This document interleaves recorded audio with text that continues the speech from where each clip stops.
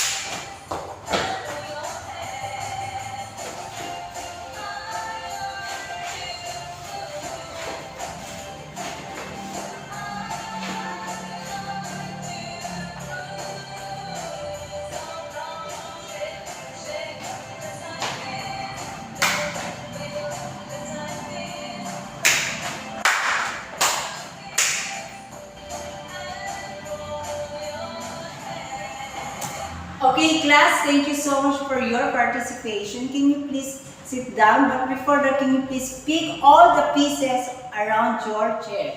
Yes, teacher. Okay, so class, who among you can give me some example of classroom rules? Me, teacher. Okay. What's it? Teacher, raise your hand if you want to speak. Okay. Another one. Teacher. Yes?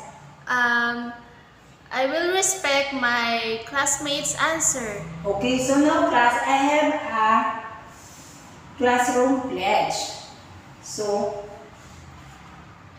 did you follow me to read? So, this blank is your name, okay class? Yes, teacher. I, Carmela, pledge today pledge today to do my best. to do my best. I promise to obey the rules. I promise to obey the rules. I will respect others' idea. I will respect others' idea. I will listen carefully. I will listen carefully. I will raise my hand if I want to answer. I will raise my hand if I want to answer. Okay, thank you so much. So now class, who among you reminds our previous lesson?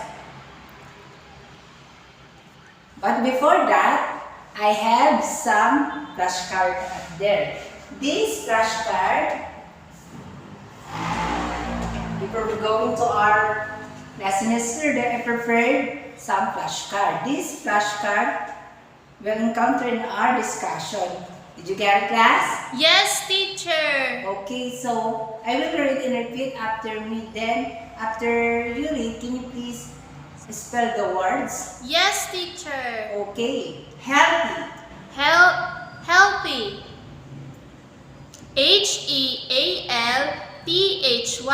Healthy. Very good.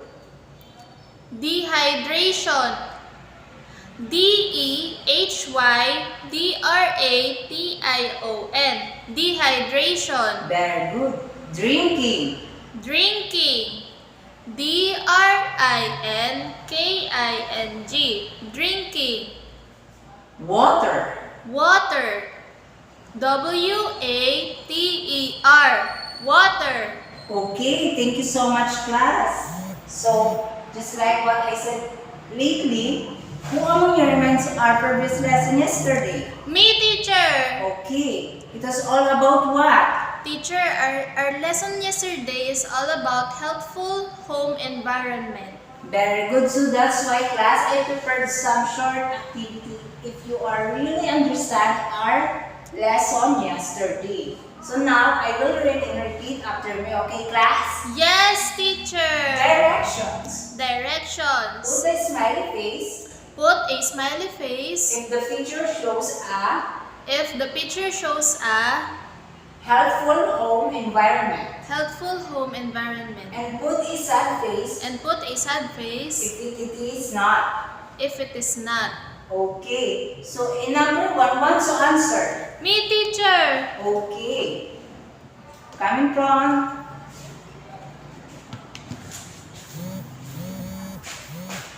Teacher, in the first picture, I will put a smiley face because it shows a helpful home environment. very good. Thank you so much. Okay, class, do you think the answer of your classmates is correct? Yes, teacher. Very good. How about number 2? Who wants to answer? Me, teacher. Okay, coming from again. I will put a sad face in the second picture, teacher, because it doesn't show a helpful home environment because there's a lot of trash. Okay, very good. For number 3, who wants to answer? Me, teacher. Okay, coming from again. In the third picture, I will put a sad face because teacher it doesn't show an example of a helpful home environment. Very good. Okay, for the last picture, who wants to answer? Teacher! Okay. The last picture, I will put a smiley face because it shows an example of a helpful home environment. Very good. So I hope you are really understand our lesson yesterday. Thank you so much for your participation. So now class, I have a picture up there. Can you please observe? Yes, teacher. Okay, so what do you call to the first picture? Teacher, Yes. the picture shows a dirty water, teacher. Very good. So have you ever seen something like this, children? Yes, teacher. So where do you think you usually see dirty water? Yes. Yes, kid. Teacher in from a stored water, teacher, or canal, or in the rain water, teacher. Okay, so do you think this is good for our body? Good for our body? No, teacher. Why? Because teacher, the water is dirty and it is not good for our body. Okay, very good. So now kids look at. So I have a second picture. So now kids look at the second picture. Did you look? Did you see it? Yes, teacher. So what do you notice?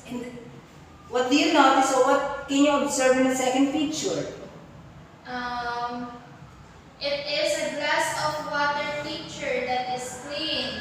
Okay, so where do you usually see a clean water?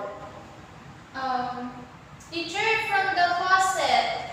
Okay, from the faucet. So who among you has water with you right now? Me, teacher. Okay, so what kind of water do you have? Teacher, it is clean water. Okay, it is clean. So kids, can you take out your water bottled water? Yes, teacher. Okay, so when do you drink water? I drink water, teacher, when I feel thirsty. So how does it taste? It tastes good, teacher. So how do you feel after drinking water? Yes, Kat? It feels good, teacher.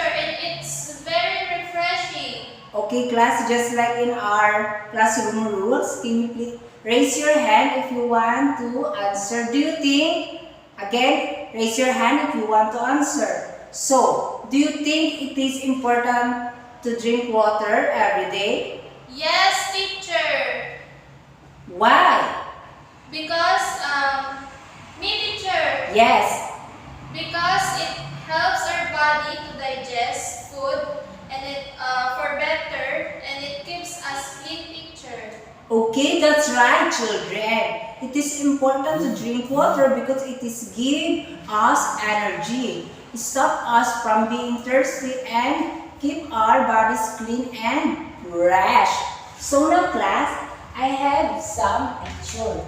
I prepared some picture. So now what we're going to do is, can you please let's observe the picture. So this the first picture. So what can you see in the first picture? Yes, Carmela. A man drinking a water, teacher. Okay, very good. So do you think what kind of man he is? I think he is an athlete, teacher. Okay, if he is an athlete, what do you think the man doing? The man is running, teacher, in the park or in the playground. Okay, do you think he would is wear an athlete? Again, teacher. So, I mean, yeah, he's an athlete and he is right. So that's right. So, do you think it's right to drink water after running? Yes, teacher. So how do you say so? Because, teacher, water is important to our bodies, especially when we are doing this activity, teacher, like running. Okay, very good. In here in the picture, do you think he drink clean water, class? Again, teacher. Based on their picture, do you think he drink clean water? Yes, teacher. How did you say so? Um, because that water, teacher, is clear and it is not dirty. Okay, so if the water is so clean, why is water so important to our body every time we do activity?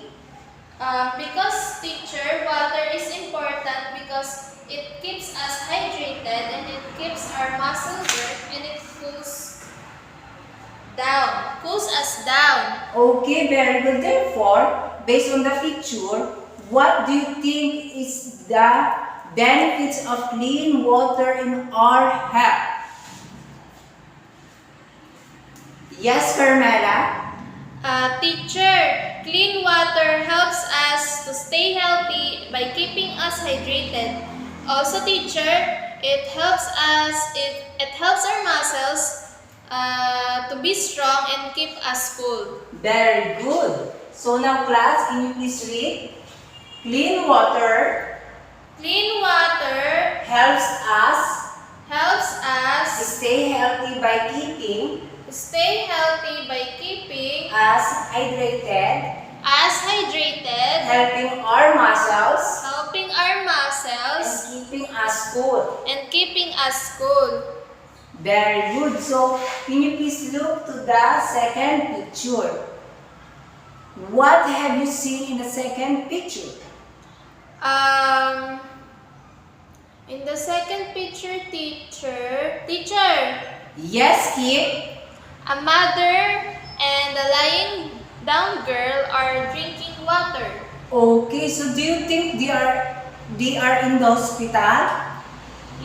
No, teacher. Okay, so where do you they are? I think, teacher, they're just in their home. Okay, so what did you notice about what the woman is doing in the picture? Teacher, she is holding her child's neck. Okay, so why did the woman touch her son's neck? Teacher, Yes, Kai? teacher, I think to look if the girl has a fever, if it is still high. Okay, class. So, class, if you are in the situation, will you do the same for your loved ones? Yes, teacher. Why? Because teacher, it shows our love for our family. Okay, very good. So, do you think that giving the mother to his child to drink clean water will help to the child? Again, teacher.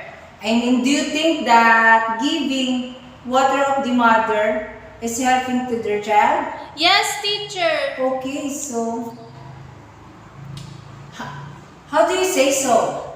Because teacher, it reduces the heat of our body and so that we don't get dehydrated. Okay, so therefore, based on the second picture, what do you think the benefits of clean water in our health?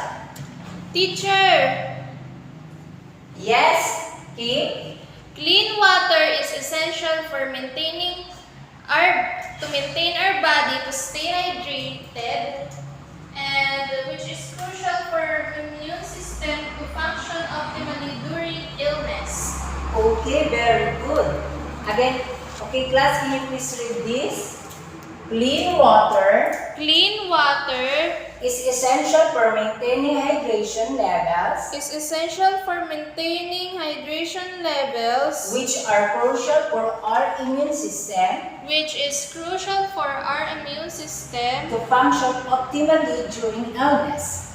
to function optimally during illness. Okay, so now class, let's proceed to the third picture. Can you please look the third picture? So, what do you... Okay, so what can you observe in the third picture? It is a fruit, teacher. Okay, so do you think it is right to wash do you think it is right to wash first? Do you think it is right to wash them first? Yes, teacher. Okay, so should clean should clean water be used to be washed fruits? Yes, teacher. Okay. So do you think it is important to use clean water to wash fruits? Yes, teacher. So why do we need to wash fruits with the clean water before eating? Yes, Carmela? To make them clean, teacher. Okay, very good. So, And teacher, yes. to avoid the bacteria that are on the fruits. Okay. So now, therefore, based on the picture, what do you think is the benefits of the water in our health?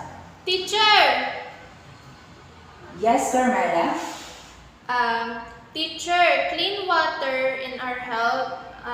Clean water is important in our health. When we eat fruits, it helps us to remove pesticides, dirt, and bacteria from the fruit surface, reducing the risk of ingesting harmful substances. Teacher. Okay. So, can you please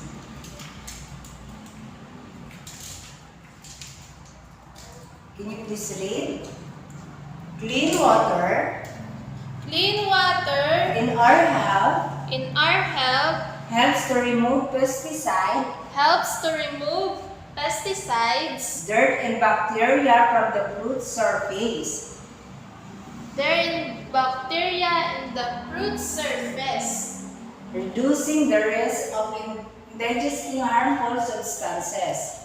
reducing the risk of indigesting harmful substances. Okay, very good. So now class, for the last picture. So, can you please look that last picture? So, what can you observe? There is a young boy and there is appliances.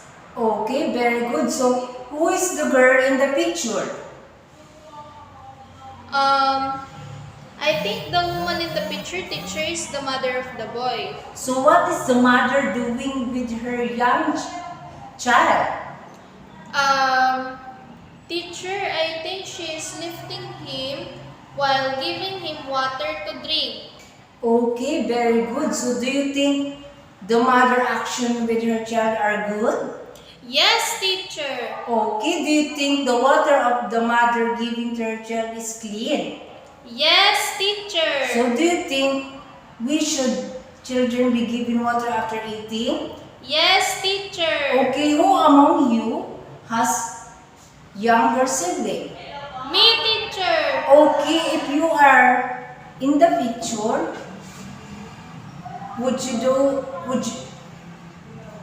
you can do the same way, class? Yes, teacher. Okay, so do you think water do you think water is important for children?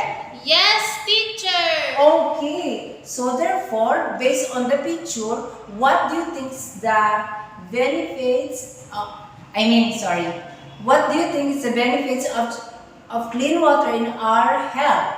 Teacher, Yes? clean water helps us to maintain, to keep hydrated and to prevent dehydration and to become stronger. Very good. Again, class, can you please read? Clean water in our health Clean water in our health helps keeping them hydrated, helps keeping them hydrated, support their growth support their growth and development, and prevent illnesses and development, and prevents illnesses caused by drinking contaminated water. caused by drinking contaminated water. Okay, at the end of our discussion, class, can you provide an example of an activity that demonstrates the importance of the water in our health? Me, teacher. Yes, what is it, Carmela? Drinking water. Again, teacher, what is the question? So, can you provide an example of an activity that demonstrates the importance of the water to our health? Me, teacher. Yes, what is it? Teacher, when I drink water, I felt hydrated and I feel good and refreshing. Okay, very good. I hope, class, you can understand our lesson today. Goodbye and thank you, class. Goodbye and thank you, Teacher Laden. See you and tomorrow. See you tomorrow.